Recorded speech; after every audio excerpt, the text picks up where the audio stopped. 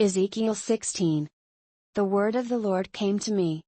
Son of man, confront Jerusalem with her detestable practices. And say, this is what the sovereign Lord says to Jerusalem, your ancestry and birth were in the land of the Canaanites, your father was an Amorite and your mother a Hittite.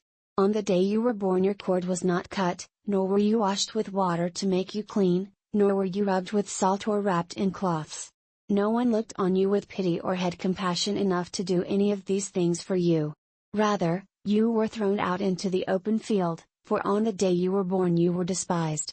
Then I passed by and saw you kicking about in your blood, and as you lay there in your blood I said to you, Live. I made you grow like a plant of the field. You grew up and developed and became the most beautiful of jewels. Your breasts were formed and your hair grew, you who were naked and bare. Later I passed by, and when I looked at you and saw that you were old enough for love, I spread the corner of my garment over you and covered your nakedness. I gave you my solemn oath and entered into a covenant with you, declares the sovereign Lord, and you became mine. I bathed you with water and washed the blood from you and put ointments on you. I clothed you with an embroidered dress and put leather sandals on you. I dressed you in fine linen and covered you with costly garments. I adorned you with jewelry. I put bracelets on your arms and a necklace around your neck. And I put a ring on your nose, earrings on your ears and a beautiful crown on your head. So you were adorned with gold and silver, your clothes were of fine linen and costly fabric and embroidered cloth. Your food was fine flour, honey and olive oil. You became very beautiful and rose to be a queen. And your fame spread among the nations on account of your beauty, because the splendor I had given you made your beauty perfect, declares the sovereign Lord. But you trusted in your beauty and used your fame to become a prostitute. You lavished your favors on anyone who passed by and your beauty became his. You took some of your garments to make gaudy high places, where you carried on your prostitution. Such things should not happen, nor should they ever occur. You also took the fine jewelry I gave you, the jewelry made of my gold and silver, and you made for yourself male idols and engaged in prostitution with them. And you took your embroidered clothes to put on them, and you offered my oil and incense before them. Also the food I provided for you, the fine flour, olive oil and honey I gave you to eat, you offered as fragrant incense before them. That is what happened, declares the sovereign Lord. And you took your sons and daughters whom you bore to me and sacrificed them as food to the idols. Was your prostitution not enough? You slaughtered my children and sacrificed them to the idols. In all your detestable practices and your prostitution you did not remember the days of your youth, when you were naked and bare, kicking about in your blood. Woe! Woe to you, declares the sovereign Lord. In addition to all your other wickedness. You built a mound for yourself and made a lofty shrine in every public square. At the head of every street you built your lofty shrines and degraded your beauty, offering your body with increasing promiscuity to anyone who passed by.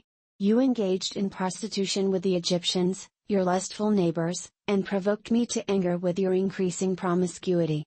So I stretched out my hand against you and reduced your territory. I gave you over to the greed of your enemies, the daughters of the Philistines, who were shocked by your lewd conduct. You engaged in prostitution with the Assyrians too, because you were insatiable, and even after that, you still were not satisfied. Then you increased your promiscuity to include Babylonia, a land of merchants, but even with this you were not satisfied. How weak-willed you are, declares the sovereign Lord, when you do all these things, acting like a brazen prostitute. When you built your mounds at the head of every street and made your lofty shrines in every public square, you were unlike a prostitute, because you scorned payment. You adulterous wife! You prefer strangers to your own husband. Every prostitute receives a fee, but you give gifts to all your lovers, bribing them to come to you from everywhere for your illicit favors. So in your prostitution you are the opposite of others, no one runs after you for your favors. You are the very opposite, for you give payment and none is given to you. Therefore, you prostitute, hear the word of the Lord. This is what the sovereign Lord says, because you poured out your wealth and exposed your nakedness in your promiscuity with your lovers, and because of all your detestable idols, and because you gave them your children's blood. Therefore I am going to gather all your lovers, with whom you found pleasure, those you loved as well as those you hated. I will gather them against you from all around and will strip you in front of them, and they will see all your nakedness. I will sentence you to the punishment of women who commit adultery and who shed blood. I will bring upon you the blood vengeance of my wrath and jealous anger. Then I will hand you over to your lovers, and they will tear down your mounds and destroy your lofty shrines. They will strip you of your clothes and take your fine jewelry and leave you naked and bare. They will bring a mob against you, who will stone you and hack you to pieces with their swords. They will burn down your houses and inflict punishment on you in the sight of many women. I will put a stop to your prostitution, and you will no longer pay your lovers. Then my wrath against you will subside and my jealous anger will turn away from you. I will be calm and no longer angry. Because you did not remember the days of your youth but enraged me with all these things, I will surely bring down on your head what you have done, declares the Sovereign Lord. Did you not add lewdness to all your other detestable practices? Everyone who quotes Proverbs will quote this proverb about you, like mother, like daughter. You are a true daughter of your mother, who despised her husband and her children, and you are a true sister of your sisters, who despised their husbands and their children. Your mother was a Hittite and your father an Amorite. Your older sister was Samaria, who lived to the north of you with her daughters, and your younger sister, who lived to the south of you with her daughters, was Sodom. You not only walked in their ways and copied their detestable practices, but in all your ways you soon became more depraved than they. As surely as I live, declares the Sovereign Lord, your sister Sodom and her daughters never did what you and your daughters have done. Now this was the sin of your sister Sodom. She and her daughters were arrogant, overfed and unconcerned. They did not help the poor and needy. They were haughty and did detestable things before me. Therefore I did awe you with them as you have seen. Samaria did not commit half the sins you did. You have done more detestable things than they, and have made your sisters seem righteous by all these things you have done. Bear your disgrace, for you have furnished some justification for your sisters. Because your sins were more vile than theirs, they appear more righteous than you. So then, be ashamed and bear your disgrace, for you have made your sisters appear righteous. However, I will restore the fortunes of Sodom and her daughters and of Samaria and her daughters, and your fortunes along with them. So that you may bear your disgrace and be ashamed of all you have done in giving them comfort. And your sisters, Sodom with her daughters and Samaria with her daughters, will return to what they were before, and you and your daughters will return to what you were before. You would not even mention your sister Sodom in the day of your pride. Before your wickedness was uncovered. Even so, you are now scorned by the daughters of Edom and all her neighbors and the daughters of the Philistines, all those around you who despise you. You will bear the consequences of your lewdness and your detestable practices, declares the Lord. This is what the Sovereign Lord says, I will deal with you as you deserve, because you have despised my oath by breaking the covenant. Yet I will remember the covenant I made with you in the days of your youth, and I will establish an everlasting covenant with you.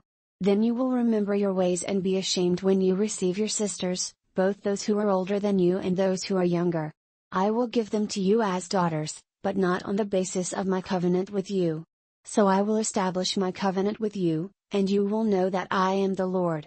Then, when I make atonement for you for all you have done, you will remember and be ashamed and never again open your mouth because of your humiliation, declares the Sovereign Lord. Ezekiel 17. The word of the Lord came to me. Son of man, set forth an allegory and tell the house of Israel a parable. Say to them, this is what the Sovereign Lord says, a great eagle with powerful wings, long feathers and full plumage of varied colors came to Lebanon. Taking hold of the top of a cedar. He broke off its topmost shoot and carried it away to a land of merchants, where he planted it in a city of traders. He took some of the seed of your land and put it in fertile soil. He planted it like a willow by abundant water. And it sprouted and became a low, spreading vine. Its branches turned toward him, but its roots remained under it. So it became a vine and produced branches and put out leafy boughs. But there was another great eagle with powerful wings and full plumage. The vine now sent out its roots toward him from the plot where it was planted and stretched out its branches to him for water. It had been planted in good soil by abundant water so that it would produce branches, bear fruit and become a splendid vine. Say to them, this is what the Sovereign Lord says, will it thrive? Will it not be uprooted and stripped of its fruit so that it withers? All its new growth will wither. It will not take a strong arm or many people to pull it up by the roots. Even if it is transplanted, will it thrive? Will it not wither completely when the east wind strikes it wither away in the plot where it grew? Then the word of the Lord came to me. Say to this rebellious house, do you not know what these things mean? Say to them, the king of Babylon went to Jerusalem and carried off her king and her nobles, bringing them back with him to Babylon. Then he took a member of the royal family and made a treaty with him, putting him under oath. He also carried away the leading men of the land, so that the kingdom would be brought low, unable to rise again, surviving only by keeping his treaty. But the king rebelled against him by sending his envoys to Egypt to get horses and a large army. Will he succeed? Will he who does such things escape? Will he break the treaty and yet escape? As surely as I live, declares the sovereign Lord, he shall die in Babylon, in the land of the king who put him on the throne, whose oath he despised and whose treaty he broke. Pharaoh with his mighty army and great horde will be of no help to him in war, when ramps are built and siege works erected to destroy many lives. He despised the oath by breaking the covenant. Because he had given his hand in pledge and yet did all these things, he shall not escape. Therefore this is what the sovereign Lord says, as surely as I live, I will bring down on his head my oath that he despised and my covenant that he broke. I will spread my net for him, and he will be caught in my snare. I will bring him to Babylon and execute judgment upon him there because he was unfaithful to me. All his fleeing troops will fall by the sword, and the survivors will be scattered to the winds. Then you will know that I the Lord have spoken. This is what the sovereign Lord says, I myself will take a shoot from the very top of a cedar and plant it, I will break off a tender sprig from its topmost shoots and plant it on a high and lofty mountain. On the mountain heights of Israel I will plant it, it will produce branches and bear fruit and become a splendid cedar. Birds of every kind will nest in it, they will find shelter in the shade of its branches. All the trees of the field will know that I the Lord bring down the tall tree and make the low tree grow tall. I dry up the green tree and make the dry tree flourish. I the Lord have spoken, and I will do it. Ezekiel 18. The word of the Lord came to me. What do you people mean by quoting this proverb about the land of Israel? The fathers eat sour grapes, and the children's teeth are set on edge. As surely as I live, declares the sovereign Lord, you will no longer quote this proverb in Israel. For every living soul belongs to me, the Father as well as the Son both alike belong to me. The soul who sins is the one who will die. Suppose there is a righteous man who does what is just and right. He does not eat at the mountain shrines or look to the idols of the house of Israel. He does not defile his neighbor's wife or lie with a woman during her period. He does not oppress anyone, but returns what he took in pledge for a loan. He does not commit robbery but gives his food to the hungry and provides clothing for the naked. He does not lend at usury or take excessive interest. He withholds his hand from doing wrong and judges fairly between man and man. He follows my decrees and faithfully keeps my laws. That man is righteous, he will surely live, declares the sovereign Lord. Suppose he has a violent son, who sheds blood or does any of these other things. Though the father has done none of them, he eats at the mountain shrines. He defiles his neighbor's wife. He oppresses the poor and needy. He commits robbery. He does not return what he took in pledge. He looks to the idols. He does detestable things. He lends at usury and takes excessive interest. Will such a man live? He will not. Because he has done all these detestable things, he will surely be put to death and his blood will be on his own head. But suppose this son has a son who sees all the sins his father commits, and though he sees them, he does not do such things. He does not eat at the mountain shrines or look to the idols of the house of Israel. He does not defile his neighbor's wife. He does not oppress anyone or require a pledge for a loan. He does not commit robbery but gives his food to the hungry and provides clothing for the naked.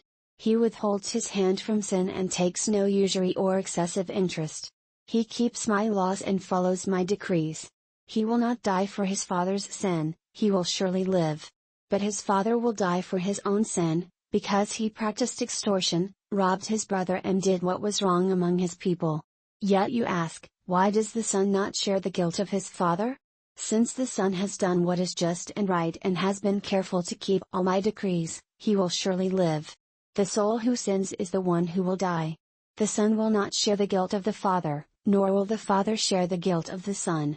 The righteousness of the righteous man will be credited to him, and the wickedness of the wicked will be charged against him. But if a wicked man turns away from all the sins he has committed and keeps all my decrees and does what is just and right, he will surely live, he will not die. None of the offenses he has committed will be remembered against him. Because of the righteous things he has done, he will live. Do I take any pleasure in the death of the wicked? Declares the sovereign Lord.